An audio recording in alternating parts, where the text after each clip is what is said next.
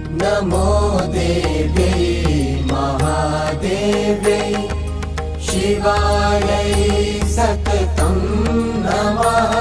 नमः प्रकृत्यै भद्रायै नियताः प्रणताः स्मृताः।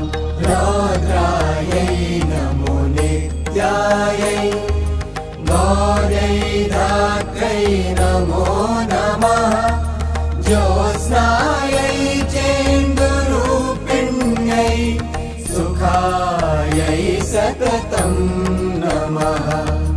कल्याणै प्रणतां वृद्ध्यै सिद्ध्यै